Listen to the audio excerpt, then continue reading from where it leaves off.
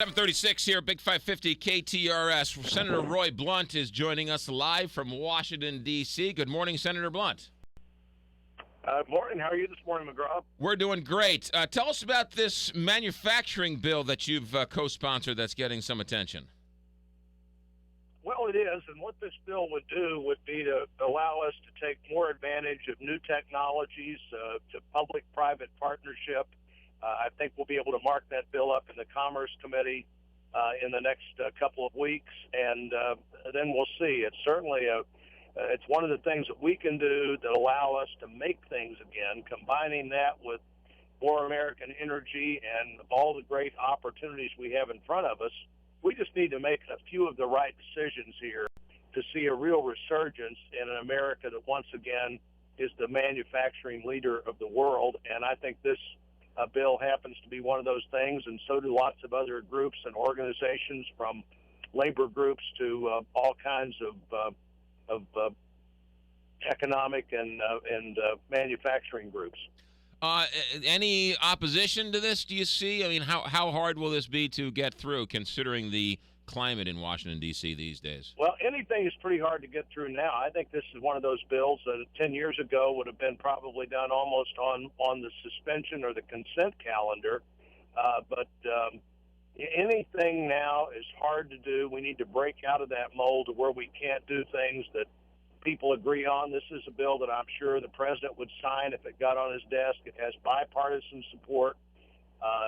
From Missouri, we had Terry Brewer at Brewer Scientific in Rolla come and testify at the hearing of a small technical innovator, as well as big companies, international companies like Siemens America, which is a German company. But one of the things that the president of Siemens America pointed out was that this is the kind of thing that Germany's been doing now for a couple of decades, and it's given them an advantage that we can take away from them by just doing the same thing in a country with a great workforce and a much better energy and utility bill picture.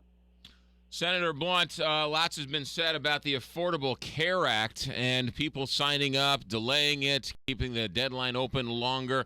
Are you recommending people who don't have insurance to actually sign up through that healthcare.gov website?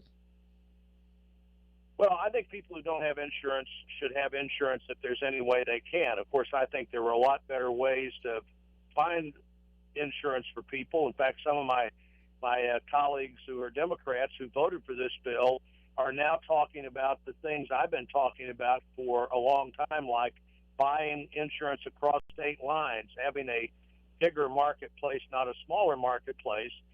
But at a time when the government has essentially taken over the health insurance industry, the administration has, I think people can need insurance if they can afford to buy it.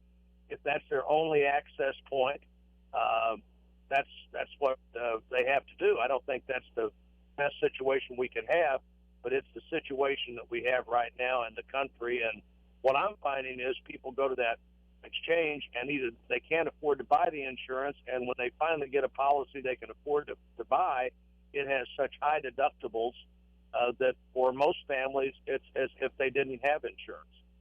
How would buying insurance across state lines work? Wouldn't there need to be some form of uniformity?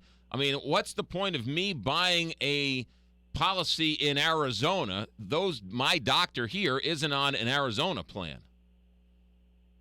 Well, your doctor here might very well be on an Arizona plan, depending on how you do that. You know, what we've had, McGraw, for a long time is insurance companies really loved the structure where you had to become qualified in a state, and because of that, you had very few competitors. Maybe you had a handful of competitors in your state, but in the state of Illinois, it may have been a handful of different competitors. Arizona might very well be a place where your doctor would be covered. Across the river in Illinois is almost certainly a place where your doctor would be covered. You know, we happen to be a state that touches more states than any other state in the country, but one, and Tennessee touches the same number of states we do. Even if we had the network of all of our states that we were bordered with, we'd multiply by 8 or 10 times the number of insurance policies you could have looked at. We multiply by 8 or 10 times the competition to get your business. And anytime you expand the marketplace and expand choice, that almost always helps consumers. And I think it particularly would have been helpful in insurance. And what we've done instead, what the country's chosen to do, is to actually narrow choice and narrow the number of competitors people have through the exchange. That's one of the change isn't working the way that you'd hope it would. One of the things the state recently passed was they forced insurance companies to cover oral chemotherapy for whatever reason, good or bad. That's what they did. So different states force insurance companies to cover different things. So how would I buy, if I have a kid who has autism, I could buy a state that covers autism, and I wouldn't buy a state that doesn't cover autism? I mean, it seems like we're losing that state autonomy by passing these sort of mandates, forcing the insurance companies to cover. I think what you've got to assume there, though, is would you be better off with a state policy that covered autism? And clearly families that have been challenged by this have worked hard in our state to see it was covered here.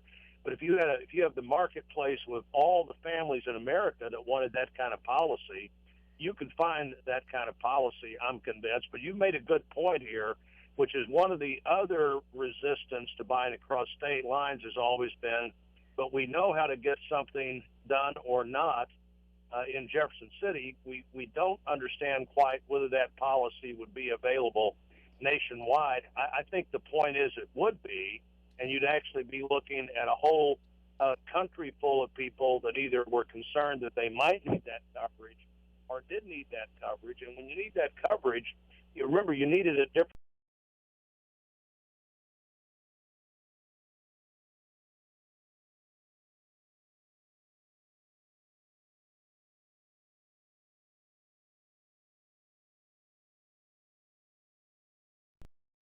I just said I made a good point. I just want that on the record. Oh, my goodness. Well, you probably should put that, because I don't say that often. But Fair enough. Right. Senator, before we let you go, quickly, what are your thoughts on the Ukraine and Putin and what's going on over there? Well, for the first time since World War II, Russia has reached out and taken control of territory that was not its territory. It's a big step in the wrong direction. Both the United States and the European community are involved in creating an environment where Putin thought he could get away with that, and apparently is about to.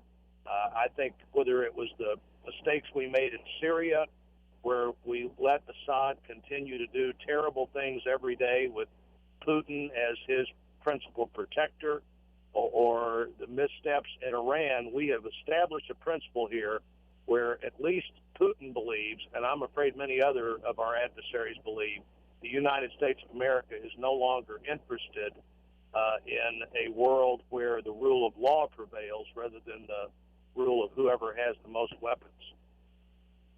Senator Blunt, we're going to leave it there. Thank you for checking in. Your mail is waiting for you, so the next time you're in St. Louis, stop by and pick up your mail. Always good to hear from you, sir. Be safe. Talk to you soon. I'll be by soon. See you soon. There you go. Senator Roy Blunt checks in on I'd say at least a monthly basis. At least, yeah. Yeah. About every month, yeah. Yeah, always checks in. He does need a mailbox here. Yeah, he does need a mailbox here. Exactly. So do I. 7:44, traffic, weather, sports. Straight ahead, Big 550.